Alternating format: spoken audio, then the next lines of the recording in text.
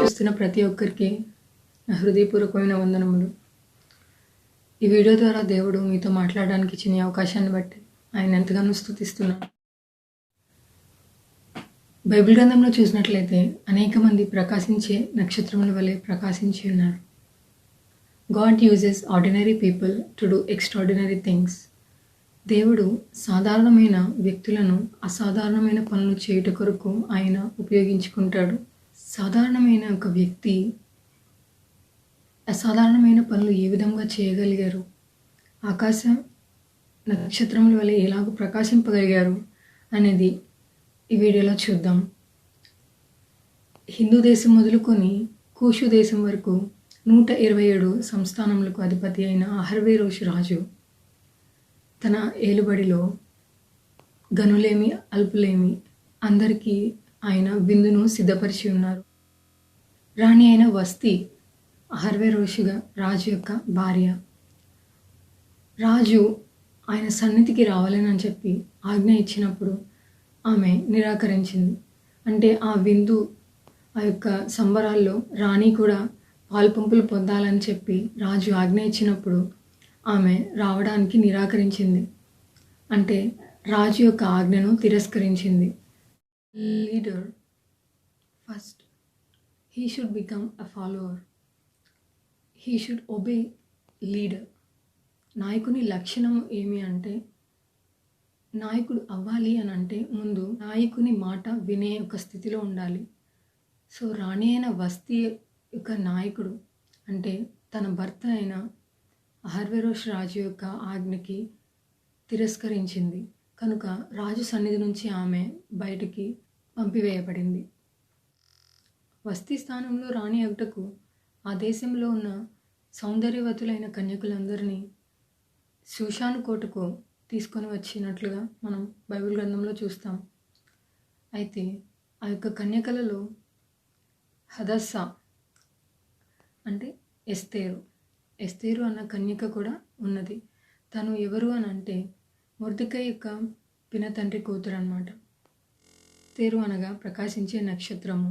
ఎస్తేరుతో ఏమని అంటాడంటే, నీ జాతిని నీ వంశమును ప్రస్తావించవద్దు అని చెప్పి అన్నప్పుడు ఎస్తేరు ఆ విధంగా లోబడి షూషాను కోటలో తను మౌనంగా ఉన్నది. యాజ్ వి ఆల్ నో, ఆ షూషాను కోటలో ఏం జరుగుతుందో తెలుసు అందరికీ. శ్రేష్టమైన ప్రశస్తమైన స్థలంలోనికి తీసుకొని వెళ్ళబడుతూ ఉంది. సుగంధ ద్రవ్యాలతో గోపరసముతో తను అలంకరింపబడుతూ ఉంది. అయితే కొన్ని దినములైన తర్వాత రాజు యొక్క సన్నిధికి వెళ్ళవలసిన సమయం ఆసన్నమైనది కనుక రాజు ఎదుట ఎవరైతే దయ పొందుతారో వారిని రాణిగా అహర్వేరోషు రాజు స్వీకరిస్తాడు. హేగే నిర్ణయించిన ఒక అలంకారం తప్ప మరి ఏది కోరలేదు. ఎస్తేరు ప్రతి ఒక్క మనుషుని ఎదుట దయ పొందినదై ఉన్నదని బైబిల్ గ్రంథం చెప్తూ ఉంది. ఎస్తేరు రాజు ఎదుకు వెళ్ళినప్పుడు రాజు యొక్క దయ పొందినదై ఉన్నది కనుక రాజు ఆమె యొక్క తెలివిని, ఆమె యొక్క జ్ఞానమును, ఆమె యొక్క సౌందర్యమును చూచి రాజు ఎస్తేరును రాణిగా స్వీకరిస్తాడు. తనకి కిరీటము అలంకరించి తనని రాణిగా స్వీకరించి ఆ యొక్క ప్రజలందరికీ రాణిగా ఎస్తేరుని ప్రకటిస్తాడు. ఆ దినములలో మొర్దెకై రాజగుమ్మల ఎద్దు కూర్చొని ఉండగా ద్వారపాలకులు ఇద్దరు మహాకోపముతో రాజుని హతము చేయాలని ఆలోచించి ఉండగా ఆ విషయము మొర్దెకై విని ఎస్తేరునకు సందేశము పంపించాను. అప్పుడు ఎస్తేరు రాజునకు చెప్పినప్పుడు ఆ విషయం విచారించి అది నిజమని తెలిసినప్పుడు రాజు మహాకోపముతో ఆ యొక్క ఇద్దరు ద్వారపాలకులను ఉరితీయింపబడతారు. ఆ దినములలో హామానును హెచ్చించి తనను అధిపతిగా నియమించాడు. రాజాజ్ఞ ప్రకారము హామానుకు ప్రతి ఒక్కరూ మోకాళ్ళుని నమస్కరిస్తూ ఉండేవారు. అయితే మొర్దెకై మాత్రం నమస్కరించలేదు కనుక హామానుకు ఎంతగానో కోపం కలిగి ఉన్నది. అప్పుడు హామాను మొర్దెకైని చంపాలని ఆలోచిస్తాడు. ఎందుకనగా మొర్దెకై యూదుడు, తను దేవునికి తప్ప ఎవరికి మొక్కడు కనుక హామాను ఎంతగానో కోపంతో మొర్దెకైని చంపాలని, తన యొక్క ప్రజలందరినీ చంపాలని శాసనాన్ని, రాజముద్రను ఇచ్చి ప్రతి ఒక్క దేశమునకు దాన్ని పంపిస్తాడు. ఆ యొక్క విషయాన్ని తెలుసుకున్న యొక్క మొర్దెకై తను ఎంతగానో బాధపడి తన బట్టలు చింపుకొని గోనెపట్ట కట్టుకొని మహావేదనతో రాజగుమ్మమునొద్దకు వెళ్ళి ఎంతగానో బాధపడుచు ఉండెను. అప్పుడు ఆ విషయాన్ని తన పనికత్తెలు ఎస్తేరునకు తెలియపరిచిరి. ఆ సంగతి విని ఎస్తేరు ఎంతగానో బాధపడుచు నేను ఏమి చేయగలను అని అనుకున్నది. అప్పుడు మొర్దెకై నీవు రాజా సముఖములో ఉండి నీవు రక్షింపబడతావేమో, నీవు సహాయం చేయకపోతే వేరొక దిక్కు నుండి మాకు సహాయం వచ్చును అని చెప్పి మొర్దెకై ఎస్తేరునకు సందేశం పంపుతాడు.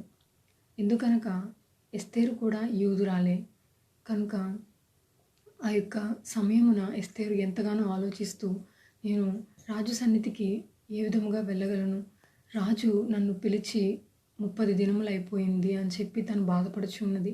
అంటే రాజు సన్నిధికి వెళ్ళక ఎన్నో దినములు అయిపోయింది, రాజు సన్నిధికి వెళ్తే ఏ విధమైన పరిస్థితులు ఎదుర్కోవాల్సి వస్తుందో, ఇప్పుడు నేను వెళ్ళగలనో లేదో ప్రతీది ఆలోచిస్తూ తను ఎంతగానో దేవుని సన్నిధిలో విచారణ చేసింది. అప్పుడు ఏమని అనుకున్నది అంటే 3 దినములు నేను నా పనికత్తెలను ఉపవాసం ఉంటాము, అలాగునే మీరు కూడా 3 దినములు ఉపవాసం ఉండి తన ప్రజలైన వారందరూ ప్రార్థన చేయండి అని చెప్పి సందేశం పంపించింది. కనుక తన పనికత్తెలు 3 దినములు ఉపవాసం ఉండి రాజు సన్నిధికి వెళ్ళటానికి సిద్ధపడింది. రాజు సన్నిధికి వెళ్ళాలి అని అంటే రాజు దయ పొందనిదే రాజు సన్నిధిలో నిలబడే ఒక స్థితి ఉండదు. ఎందుకంటే రాజు ఆజ్ఞ లేకుండా ఎవరైనా రాజు సన్నిధికి వస్తే వాళ్ళు చంపబడతారు. కనుక ధైర్యము చేసి రాజు సన్నిధికి వెళ్ళిన ఎస్తేరు వైపు బంగారపు ఆ యొక్క దండమును అహర్వేరోషు రాజు చూచి తన వైపు చూపిస్తాడు. ఆ యొక్క ఖడ్గము కొనను ముట్టి ఉన్న ఆ యొక్క ఎస్తేరు తలదించుకొని రాజైన అహర్వేరోషు యొక్క సమాధానం కోసం ఎదురు చూస్తూ ఉన్నది. రాజు యొక్క దయ పొందినదై తన యొక్క మొదటి ప్రార్థనకు ప్రతిఫలం దొరికింది. ఎందుకనంటే రాజు సన్నిధికి వెళ్ళిన ఎవరును రాజాజ్ఞ లేకుండా ఎవరు కూడా అక్కడ నిలవలేరు. కనుక రాజు దయ పొందినదై ఆమె బ్రతికింది. అప్పుడు రాజు ఎస్తేరుతో రాణి నీకేమి కావలేను, నీ మనవి ఏమిటి చెప్పుము అని అడిగినప్పుడు రాణి ఎంతగానో తెలివిగా ప్రవర్తించినట్లు మనం అక్కడ చూస్తాము. అక్కడున్న పరిస్థితులు అనుకూలంగా లేవని ఎరిగి తన యొక్క మనవిని అక్కడ చెప్పకూడదు అని తను తలంచి రాజునకు యుక్తంగా తోచని యెడల రాజు దయ పొందిన దాననైతే మీరును హామానును నేను చేసిన విందుకు రావాలనని తను కోరింది. రాజు హామాను ఎస్తేరు చేసిన విందుకు వెళ్తారు. మరలా రాజు అడుగుతాడు, నీ మనవి ఏమిటి, నీకేమి కావలేను, రాజ్యంలో సగభాగమైన నీకు ఇస్తాను అని చెప్పి రాజు ఎస్తేరుతో అంటాడు. ఎస్తేరు అంటుంది, రాజు దయ పొందిన దాననైతే రేపు నేను చేయబోయే విందుకు మీరును హామానును రావాలేను అని చెప్పి తను అడుగుతూ ఉంది. కనుక ఈ యొక్క సమయంలో మనం చూసినట్లయితే తను చేసిన ప్రార్థన 3 దినములు తను చేసిన ఉపవాస ప్రార్థన అంటే తనకు సహాయము అవసరము అని తను ఎరిగి ఆ యొక్క ఉపవాసము ప్రార్థన చేయగలిగింది. What brings you to the throne of king అంటే నీ యొక్క ఉపవాసము ప్రార్థన. నీవు అర్హత లేనప్పటికీ నీవు రాజు సన్నిధికి వెళ్ళాలి అంటే నీ యొక్క ప్రార్థన ఉపవాసము నిన్ను దేవుని సన్నిధికి చేరుస్తుంది. ఎస్తేరు 3 దినములు చేసిన యొక్క ప్రార్థన తనకి ఏ విధంగా సహాయపడగలిగింది మనం ఇక్కడ చూస్తాము. తను తెలివిగా ప్రవర్తించగలిగే ఒక జ్ఞానాన్ని దేవుడు తనకి ఇచ్చి ఉన్నాడు. కనుక ప్రతి ఒక్క స్త్రీలము అయిన మనము దేవుని సహాయము కోరినట్లయితే మనకి జ్ఞానము దేవుడు అనుగ్రహిస్తాడు. ఎస్తేరు రాజు సన్నిధిలో ఏ విధంగా ప్రవర్తించాలి అన్న జ్ఞానము తనకి దేవుడు అనుగ్రహించి ఉన్నాడు. కనుక ఇక్కడ చూసినట్లయితే హామాను మరి కోపోద్రేకుడై మొర్దెకై కోసం తన ఇంటి దగ్గర ఉరికొయ్యను సిద్ధపరుస్తాడనమాట.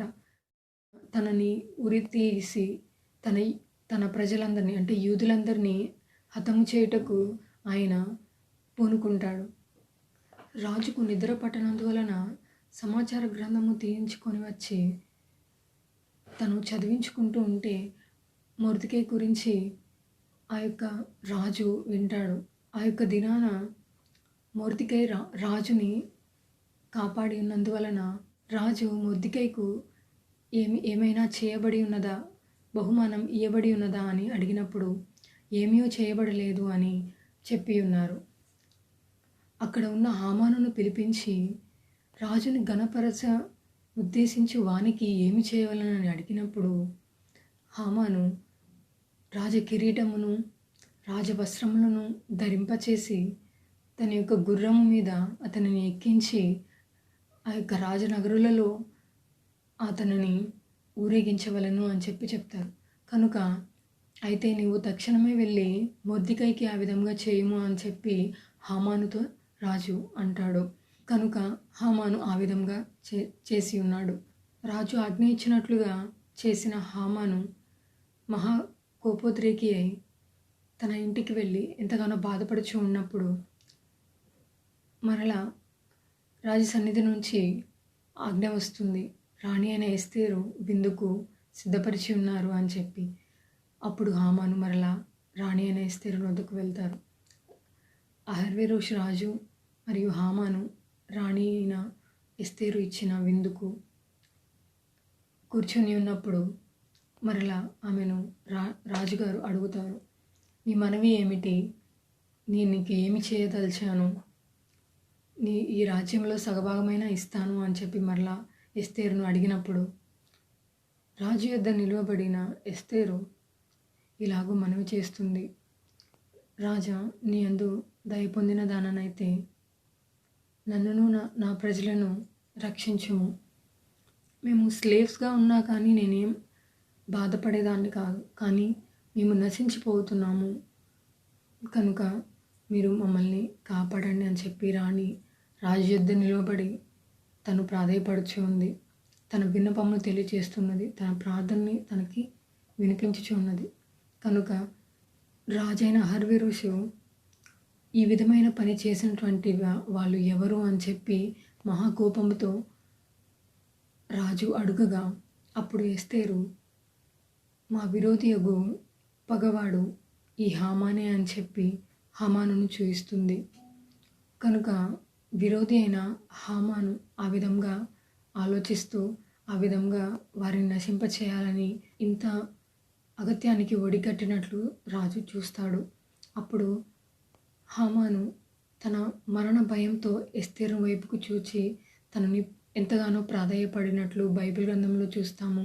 ఎస్తేరును ఆ విధంగా బలవంతము చేయుట గమనించిన రాజు ఆ యొక్క సన్నిధి నుంచి అతన్ని తీసుకొని వెళ్ళమని మహాకోపముతో తన ఇంటి వద్ద ఉన్న ఉరి కొయ్యకు హామానును ఉరితీయమని తన భటులకు ఆజ్ఞ ఇస్తాడు. కనుక రాజు యుద్ధ ఆమె దయ పొందినదై ఆమె చేసిన ప్రార్థనకు ఫలము ఆమె పొందుకొని ఉన్నది. కనుక శత్రువైన హామాను ఆ విధంగా నశించాడు. తాను మొర్దెకై కోసం చేసిన యొక్క ఉరి కమ్మము మీద తానే ఉరి తీయబడ్డాడు. హామాను ఇంటిని మొర్దెకైకు ఇచ్చినట్లుగా మనం బైబిల్ గ్రంథంలో చూస్తాము. కనుక మరి ఆ దినములలో రాజు శాసనము ఏ మనుషులు కూడా కొట్టివేయకూడదు. కనుక ఆ యొక్క దినములలో యూదులందరూ వాళ్ళ యొక్క శత్రువులను జయించి ఉన్నారు. ప్రకటన గ్రంథం 3వ అధ్యాయం 8వ వచనం, నీకున్న శక్తి కొంచెమై ఉండినను నీవు నా వాక్యమును గైకొని నా నామము ఎరుగననలేదు. ఇదిగో తలుపుని ఎదుట తీసి ఉన్నాను, దాన్ని ఎవడును వేయనేరడు. ఈ వాక్యమును బట్టి మనం చూసినట్లయితే మనకున్న శక్తి కొంచెమైనా కానీ మనం ఎల్లప్పుడూ ఆయన వాక్యమును గైకొనుచు ఆయన నామం ఎరిగిన వారమైతే ఏ విధమైన ద్వారమునైనను ఆయన తెరిచి ఉంచుతాడు. ఈ యొక్క సందర్భంలో మనం చూసినట్లయితే ఎస్తేరు ఆమె చేసిన యొక్క ప్రార్థన, ఆమె చేసిన యొక్క సాహసం వలన, అంటే నేను నశించినా నశించదును అని ఆ యొక్క చేసుకున్న యొక్క తీర్మానమును బట్టి, అంటే దేవుని యొద్ద ఆమె విచారణ చేసి ఆయన శక్తి పొందుకొని ఆయన నామమును ఎరిగి ఆమె ప్రవర్తించినట్లు మనం చూస్తాం.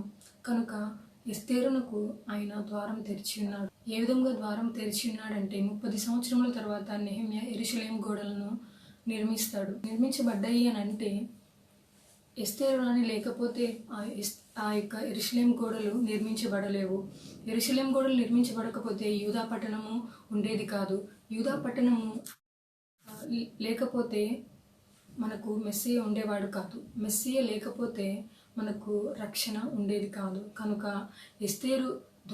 ఎస్తేరు రాణి ద్వారా ఆయన మనకు రక్షణను అనుగ్రహించి ఉన్నాడు. ఇక్కడ అంటే ఆమె మన యొక్క రక్షణ కొరకు ఆమెకు ద్వారములు తెరుచుటకు దేవుడు సాధారణమైన వ్యక్తిగా ఉన్న ఎస్తేరును అసాధారణమైన ఒక పని కోసం ఆమెను ఉపయోగించుకున్నట్లు తెలుస్తుంది.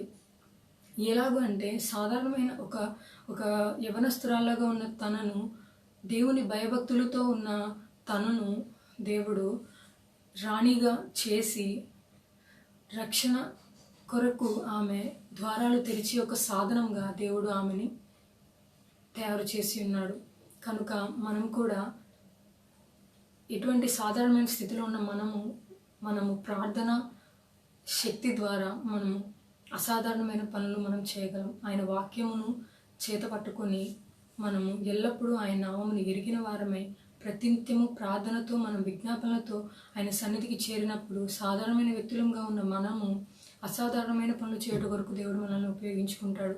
ఫ్యూచర్లో ఎటువంటి స్థితికి మనల్ని తీసుకువెళ్ళాలని దేవుడు ఆశపడుతున్నాడో మనము ఇప్పటి నుంచే చూడగలిగి మనం దేవుని యొద్ద విచారణ చేయగలిగితే మనల్ని దేవుడు ఎంతగానో మనల్ని ఆశీర్వాదమునకు కారకులుగా మనల్ని తయారు చేస్తాడు. ఇటువంటి విపత్కరమైన పరిస్థితుల్లో మనం ఉన్నాం కనుక మనం ఎంతగానో ప్రార్థన చేసే వ్యక్తులంగా మనం ఉండాలి. మానక హెచ్చుగా మనం ప్రార్థన చేయాలి. ఎస్తేరు వలె ప్రకాశించే నక్షత్రంగా మనమందరము ప్రకాశించాలని, ఇటువంటి విపత్కరమైన పరిస్థితులు మరెన్నడూ రాకున్నట్లు మనం హెచ్చుగా ప్రార్థించి ప్రకాశించే నక్షత్రముల వలె మనము ప్రకాశిద్దాం. Praise the lord.